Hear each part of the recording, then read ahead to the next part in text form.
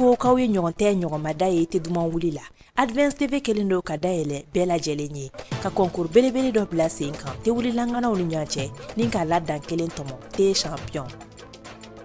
ka tɛ duman wuli k'i nɛkun timiya ni ka laban ka i b'i ka moto électrique kura kelen sɔrɔ awɔ i y'a mɛn ka ɲɛ i b'i ka moto rechargeable kura kelen k'o sɔrɔ k'i bɔ diɲɛ dogo do essence t'a la tɛ champion o tuma la aw kana kɔnɔli kɛ bilen tɔgɔ sɛbɛn bɛ to sen na fo ni décembre kalo tile 20 a ye weleli kɛ joona ka aw tɔgɔ sɛbɛn dɔrɔmɛ 400 dɔrɔn aw minnu bɛ fɛ fana ka aw sen don ni émission dumanba in na ni ka ni jamu in ale sponsorisé aw fana bɛ se ka weleli kɛ ni nɛgɛjuru sira in fɛ 72 43 43 87 walima 70 94 94 43 Advance TV dayɛlɛlen do bɛɛ lajɛlen de ye tɛ champion tɛ wulilangana wa kɛnɛ.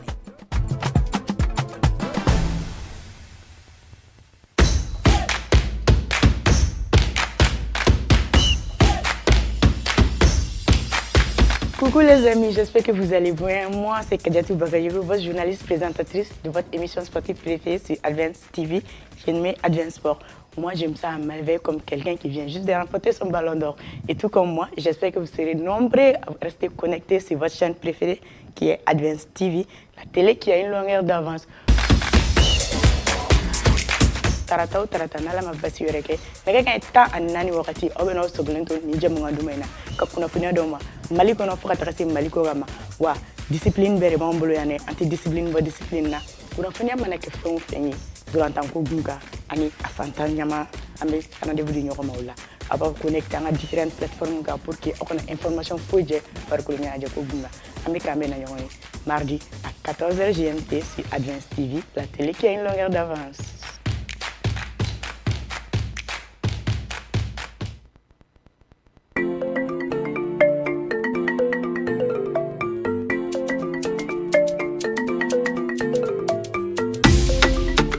Ambe aw bɛɛ lajɛlen fo ka aw wale ɲuman dɔn aw ni ce an sugandili la Advance TV sanfɛ k'aw ladɔnniya k'a fɔ ko aw ka émission mandi ni ale tɔgɔ ko jeudi des femmes ale bɛ bɔ Advance TV jabaranin kan chaque jeudi à partir de 11h.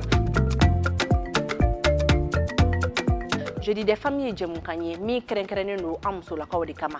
jɛmukan in kɔnɔna la an bɛ kuma musow ka gɛlɛya kan u bɛ gɛlɛya minnu sɔrɔ furuso kɔnɔna la sigidaw kɔnɔna la fo ka taa se baarakɛyɔrɔw ma ayiwa musolakaw a kana sɔn ni dakatɔ la dɛ ni an musow de ka ko ye n'a kɛra muso kɔnɔ ko non ni cɛ ka di san'an ka furu n'an furula kɔni vraiment an bɛna bɛn an bɛ ala fo la o ala ka bɛn kɛ ani kɛlɛ ye ko ni ko i b'i kuntigi ka kɛ i sinamuso ta ɲɔgɔn na ye ko ni kuntigibaga ko m'a lasa ko kunsigi ko b'a lasa min se tɛ e ye e ko fɔ e ko o kɛ i bɛ buramuso minɛ dɛ mais i b'a ye depuis o yɔrɔ la man d'a ye de parce que n bɛ ka effort kɛ n ka effort tɛ ka ye donc i b'i yɛrɛ a bɛ mɔgɔ décourager mais i b'i jija parima k'a faamu k'a fɔ ko kɛlɛ tɛ sɛfan ni farakuru cɛ an b'aw bɛɛ lajɛlen invité aw ka taa an ka pagew bɛɛ lajɛlen suit Advance TV chaque jeudi à partir de 11h pour que ni émission dumanba in kana fɔ mɔgɔ si kɔ aw k'an bɛɛ.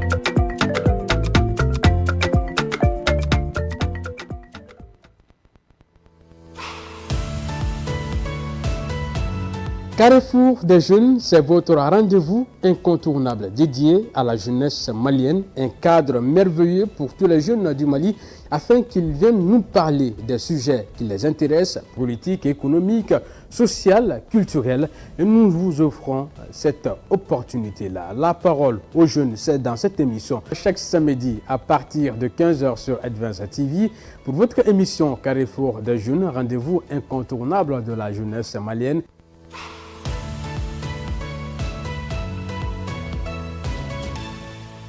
kuma o kuma e somɔgɔ dɔ de bɛ na e bɛ wari ta kɛsu kɔnɔ k'a d'a ma e balima dɔ bɛ na e bɛ wari ta kɛsu kɔnɔ k'a d'a ma ni crise fitinin nana dɔrɔn entreprise bɛ fragiliser. association caman bɛ mɔgɔw nɛgɛ nin ka mɔgɔw fara ɲɔgɔn kan après u bɛ bɔ n'u ye kɔfɛ siranin fɛ o ye jumɛn e filɛ ka politiki yɔrɔ min fɔ nin ye. kɔnɔmara a sisanama a bɛ ka taa cogoya min na yanni ka don a la ɲuman ye i ka gɛrɛ mɔgɔ min b'a la a bɛ waatinin bɔ. On essaie d'amener le mouvement pionnier dans pratiquement chaque établissement à Ségou. Là, actuellement, on est seulement dans le cercle de Ségou. Retrouvez-nous sur nos différentes plateformes digitales, YouTube, Facebook, X, TikTok. Et surtout, ne manquez pas le rendez-vous de ce samedi à partir de 15h sur Advance TV, la télé qui a une longueur d'avance.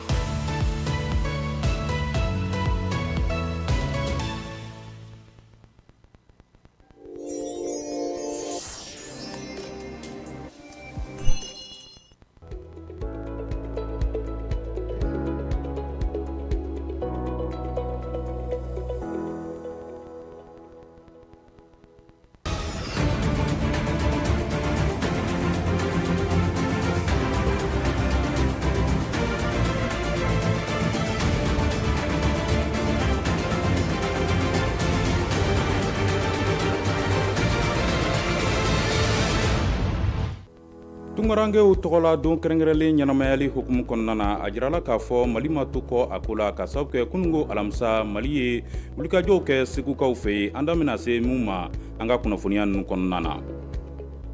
foroba baro kɛnɛya bunakun ka tile 3 sigi kɛlen kɔ centre international de conférence de bamako la a jirala k'a fɔ hakilina 650 ko olu de sigira sen kan an balimaw an bi aw fo ka waleɲuman dɔn Advance TV sugandili la ka se ka aw kunnafoniya nin ye an ka kunnafoni bakurunbaw ye ka kɛɲɛ ni bi juma ye décembre kalo tile 20 san 2024 an bɛna mun walawala aw ye sisan da in na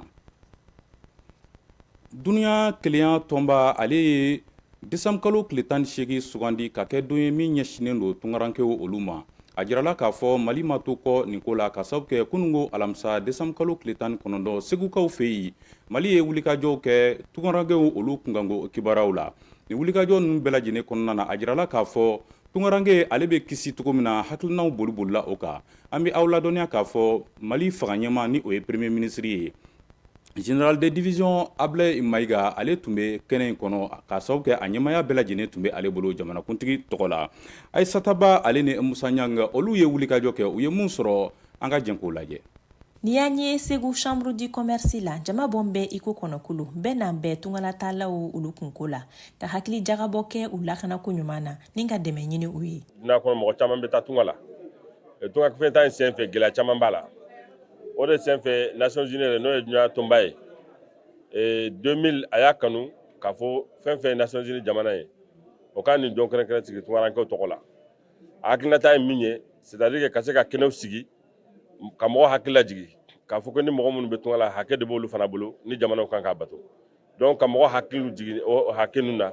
pour que gɛlɛya min b'o kan dɔ ka bɔ la OIM ka fɔ la ni san 10 laban ninnu kɔnɔ maa ba 30 olu de taɲara walima ka tunu farajɛla ale sira kan o kama mali tungalatalaw lakanaliko ɲuman kama jamana ni dɛmɛbaw olu bɛ bolo di ɲɔgɔn la pratiquement mali région bɛɛ b'a la y compris Segu donc kɛnɛ in kan fɛɛrɛ tigɛra vraiment fɛn fɛn mali région caman mɔgɔ bɛ yan Kayokaw bɛ yan Kulukorokaw bɛ yan Narakaw bɛ yan Gawokaw bɛ yan Tombouctou yan Moptikaw bɛ yan o bɛɛ na pour dire que an ka hakilinataw falen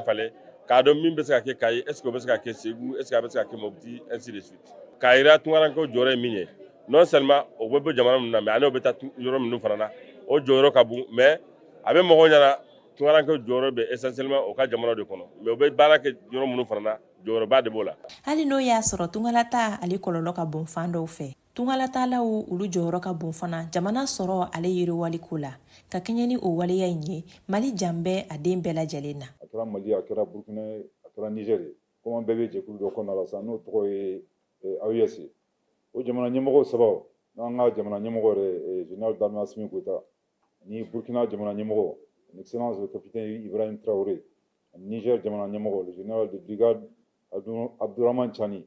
laɲini b'o la o ye ka se ka an ka jamana yɛrɛ musaka minnu bɛ yen ni dugujukɔrɔ fɛn minnu bɛ yen ka se k'o bayɛlɛma pour que jamanadenw ka nafa ka bɔ la kosɛbɛ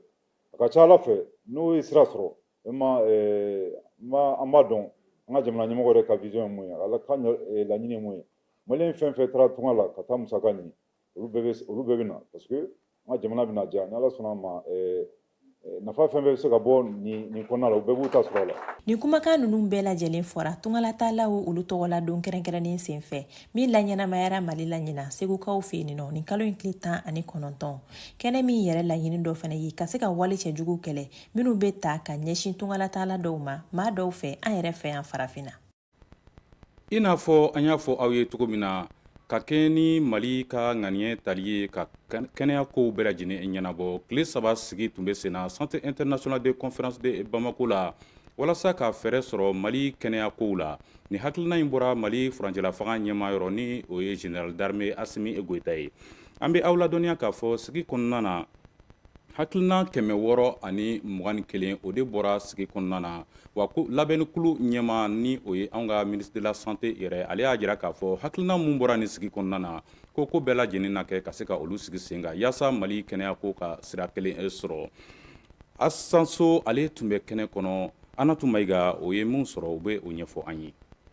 Ka kɛɲɛ ni tile 3 foroba baro min sigira sen kan kɛnɛya kow kan o kɛra sababu ye kɛnɛya tigilamɔgɔw ka se ka hakilina falen-falen kɛ kumasen 4 kan i n'a fɔ kɛnɛya kow kan nafoloko baaracogo ɲuman ale ni kunnafoni ɲuman dili ka fara kɛnɛya sɔrɔ kow kan yaasa jamanadenw bɛ se ka furakɛ ka ɲɛ o hukumu kɔnɔna la laɲini 630 o de kɛra sigikɛbaw fɛ. An ye kuma caman kɛ yan mais baara min tora kɔfɛ o ka gɛlɛn n'an ye kuma minnu kɛ yan parce que il faut que an ye minnu fɔ an k'u fara ɲɔgɔn kan parce que fɛn caman bɛ yen fura kelen b'u la mais an y'u fɔ kelen fo ka se 660 ma mais n'an y'u fara ɲɔgɔn kan k'a fɔ baara jumɛn de bɛ se ka kɛ min b'a to nin ko in bɛ se ka nɔgɔya an bolo cogo min na il faut k'an ka mɔgɔw sɔrɔ donc minnu ye volontaire ye n'u bɛ fɛ ka continuer ka baara kɛ an fɛ fo début janvier la an kɔni bɛ wele bila bɛɛ ma an ka fara ɲɔgɔn kan ka baara in continuer parce que a dan ti yan. An b'aw ladɔnniya k'a fɔ jamakulu min ye nin welekan jaabi o ye misali bɔ k'a fɔ ko donna nataw la Mali kɛnɛya bɛna sira sɔrɔ sigi labɛnnikulu ɲɛmaa y'a ka nisɔndiya yira nin ko la. An b'a kɛ parce que maliyɛnw kanu b'an na an b'a kɛ parce que an faso ka d'an ye an b'a kɛ fana parce que an bɛ fɛ Mali de ka taa sanfɛ n'an taara réunion na Mali de tɔgɔ ka fɔ Mali ka bila bɛɛ sanfɛ o de an bɛɛ la ka laɲini ye Ala ka a nɔgɔya an ye. An b'a dɔn jamana ɲɛmɔgɔ ka laɲini tɛ foyi ye maliden bɛɛ ka kɛnɛya sɔrɔ bɛɛ ka lafiya sɔrɔ f'i sigiyɔrɔ la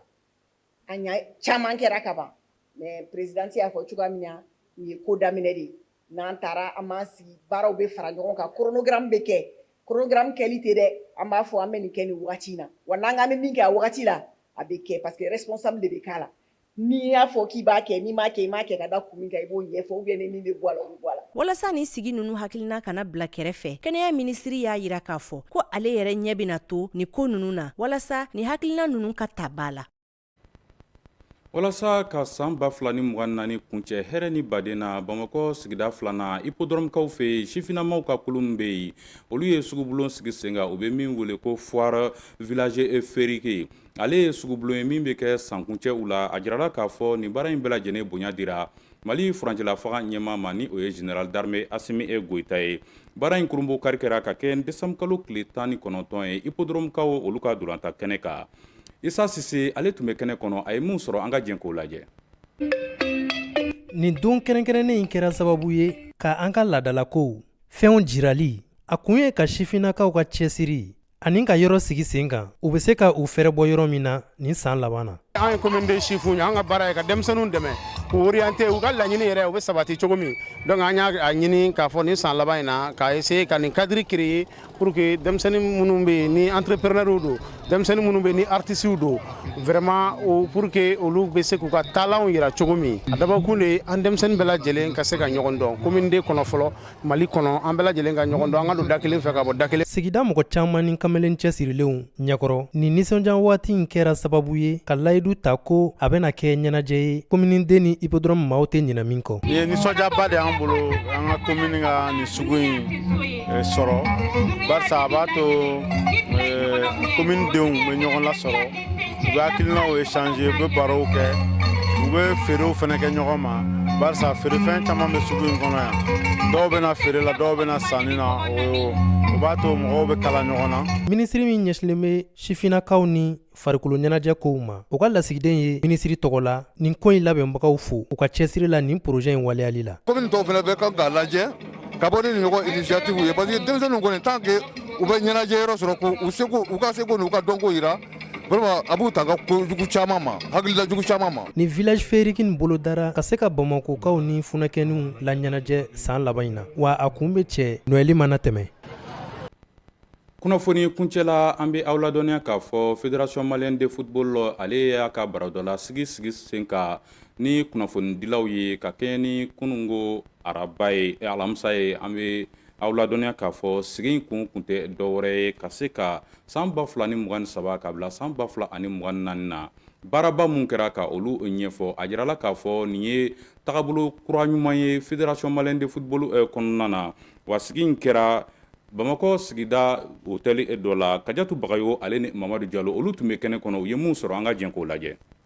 I n'a fɔ u y'a layiru ta u ka fanga ɲini wagati fédération malienne de football filɛ k'o laɲini dɔ sabati ka da kan u tun y'a jira k'a fɔ k'olu nana fanga kɔnɔna na san labanw na u ni kunnafonidilaw na hakili jagabɔ kɛ ani ka hakili falenfalenw kɛ cogo min u bɛna ɲɛfɔli k'u ye u ka baara taabolo kan donna nataw la u kɛlen don ka baara min bila sen kan o kun kɔnɔ ni conférence de presse kofɔlen in lawaleya la comité exécutif ma fo ka taa se kunnafonidilaw ma olu bɔra kosɛbɛ ka k'a ko seereya ye fédération malienne de football ɲɛmaa dangan fɔlɔ n'o ye Musa Sylvain ale ka kɔrɔfɔ bakurubaw tɛmɛnen kɔ a ye kuma galaman tɛngu fédération malienne de football dangan sabanan na n'o ye Modibo Kulubali a fana y'a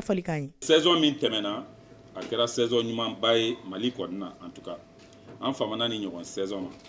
fédération malienne de football ye ballontan dirigé a bɛ compétition nationale kɛ a bɛ équipe nationale fana accompagner compétition nationale minnu b'an fɛ yan o ye jumɛn ni ye championnat national jate minɛ o dépenses de montant fɔraw ye o de bɛ bɛn 680 761 595. Or, championnat dame fanabe, au Fédénat, au dépenses 91 469 100 francs. Pour le Mali, il y a 141 349 800. Tchaou ni Moussa Obo Fédénat. Fédération B, Toumadoula, en bas donc à fort, vraiment, Géléabe Djamanaka. Équipe nationale, nous faisons qu'à donner nos B. Dans la mesure de nos possibilités, en bas Takabo Djamanakou. L'équipe nationale ou terminé encore. Club ou est structure privée c'est des structures privées d'utilité publique. Club ou fédération ba c'est que kosebe. Ni a jate mene club ou munu be bo. Fédération me million kemeni code do.